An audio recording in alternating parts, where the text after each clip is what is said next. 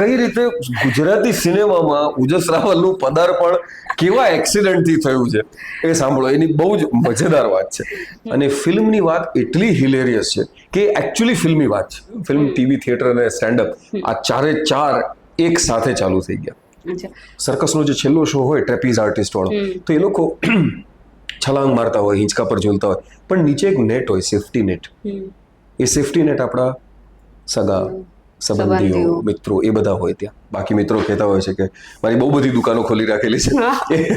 જેમ આપે કહ્યું કે ફિલ્મ હોય, ટેલિવિઝન હોય, થિયેટર હોય, સ્ટેન્ડઅપ કોમેડીના શોઝ હોય, એન્કરિંગ હોય, વગેરે વગેરે વગેરે.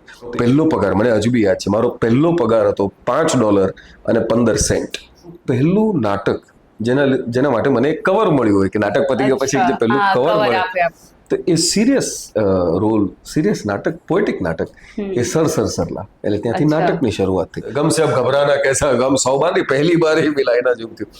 એક્ટરના ચહેરા પરથી પરસેવો સુકાઈ જાય ને એ પહેલા એનું પેમેન્ટ એને મળી ગયું હોવું જોઈએ, અથવા મેકઅપ ઉતરે એ પહેલા એને મળી ગયું હોવું જોઈએ.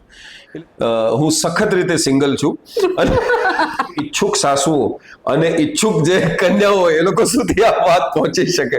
લવિંગ છે એટલે લવિંગ ઘણી વાર શું લવિંગ ખાઓ ને ત્યારે મજા શું આવે ખબર છે? લવિંગનું જે માથું હોય અને ધડ હોય એ પછી ધીમે ધીમે છૂટા પડી જાય તમારા મોઢામાં.